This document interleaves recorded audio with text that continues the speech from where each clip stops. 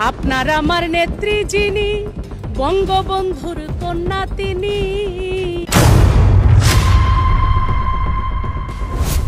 দর্শক, রিমান্ডে মমতাজের হাউমাউ করে কান্না, একের পর এক দিচ্ছে চাঞ্চল্যকর তথ্য। গ্রেপ্তারের পর পালানোর সুযোগ চেয়ে পুলিশ কর্মকর্তাদের পা ধরে হাউমাউ করে কেঁদেছিলেন তিনি, তারপরেও তার শেষ রক্ষা হয়নি। দর্শক, মমতাজ মুখোশের আড়ালে ভয়ানক এক মাদার অফ মাফিয়া হয়ে উঠেছিলেন তিনি। মমতাজের মোবাইলে এমন কিছু গোপন ভিডিও পাওয়া গিয়েছে যা মিডিয়াতেই প্রকাশ করা হয়নি, যেটা এই ভিডিওতে প্রকাশ করব। দর্শক, ওবায়দুল কাদের থেকে শুরু করে কোন নেতা কোথায় লুকিয়ে আছে সবকিছুই ফাঁস করে দিচ্ছে মমতাজ, যা কিনা এতদিন কেউ জানতো না। দর্শক, ইসলামের বিরুদ্ধে কথা আলেমদের আঘাত করা এটাই ছিল তার মূল হাতিয়ার। আজ এমন কিছু প্রামাণ্য চিত্র আপনাদেরকে দেখাবো যেটা দেখলে গা শিউরে উঠবে আপনার। ধানমন্ডিতে কিভাবে এতদিন তিনি লুকিয়েছিলেন, কারা তাকে আশ্রয় দিয়েছে এবং কোন নেতা কোথায় লুকিয়ে আছে এই খবর মমতাজের কাছে কিভাবে থাকতে পারে, মমতাজের ভয়ঙ্কর আস্তানাটা কোথায়, চলুন দেখে নেওয়া যাক। একটা ভুলের কারণে নৌকাতে ভোট না দিলে যাবো বাপের বাড়ি।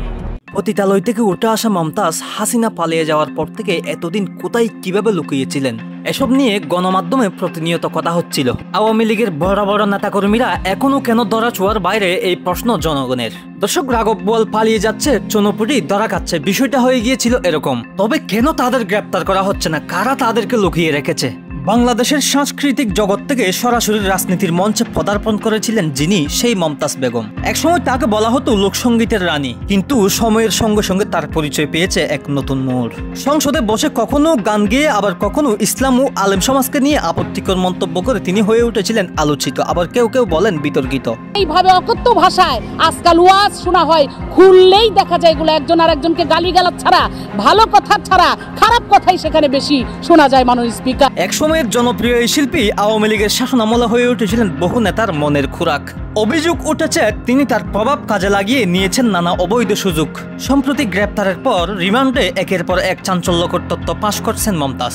কে কোন নেতা কোথায় আত্মগোপনে, কার কার সঙ্গ ছিল তার যোগাযোগ, এসব নিয়ে চলছে জিজ্ঞাসাবাদ। তদন্ত কর্মকর্তাদের দাবি এমন কোনো অপরাধ নেই যেটিতে জড়িত নন মমতাজ। ক্ষমতার ছত্র ছায়ায় থেকে তিনি গড়েছেন এক অন্ধকার জগৎ, যেখানে সঙ্গীত নয়, ছিল ষড়যন্ত্র, প্রভাব ও অপব্যবহারের গল্প। আমরা মমতাজকে চিনতাম এক শিল্পী হিসাবে, কিন্তু ধীরে ধীরে তিনি হয়ে উঠেছেন এক রাজনৈতিক খেলোয়াড়, যার পদক্ষেপ ছিল হিসাব মাপিক এবং উদ্দেশ্য ছিল ক্ষমতা ধরে রাখা। একসময় যার কণ্ঠে মুগ্ধ হতো গ্রাম বাংলা, আজ তার নাম উচ্চারিত হচ্ছে একেবারে ভিন্ন প্রসঙ্গে, অপরাধ, ষড়যন্ত্র, বিশ্বাসঘাতকতা। দর্শক, মমতাজ মুখোশের আড়ালে এই গল্প শুধু একজন শিল্পীর পতনের নয়, বরং এক প্রজন্মের বিভ্রান্তির প্রতিচ্ছবি।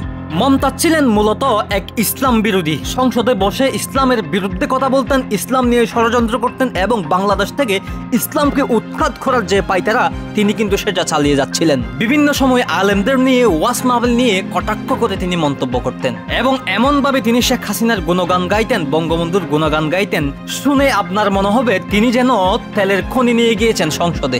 ওরে রাখবো ধরে এই উন্নয়ন, শেখ হাসিনার হাতে আবার দিয়ে ক্ষমতা। দর্শক, মমতাজের ক্যারিয়ার এখন শেষ, কে বাঁচাবে তাকে? প্রমাণ পাওয়া গিয়েছে গণ অভ্যুত্থানের সময় ছাত্র হত্যায় জড়িত ছিলেন তিনি, ছাত্রদের উপর গুলি করার আদেশ দিয়েছিলেন মমতাজ। দর্শক, গণমাধ্যমে বলা হচ্ছে মমতাজ এতদিন যেভাবে লুকিয়েছিল ঠিক সেভাবেই আওয়ামী লীগের বড় বড় নেতাকর্মীরা এখনো পর্যন্ত লুকিয়ে আছেন। ওবায়দুল কাদের থেকে শুরু করে আওয়ামী লীগের অনেক নেতা এখন লুকিয়ে আছেন বলে জানা গিয়েছে বিভিন্ন জায়গায়। জনগণের দাবি অতি দ্রুত, অতি সত্বর তাদেরকে গ্রেফতার করতে হবে। আমার একটা ভুলের কারণে নৌকাতে ভোট না দিলে যাবো বাপের বাড়ি।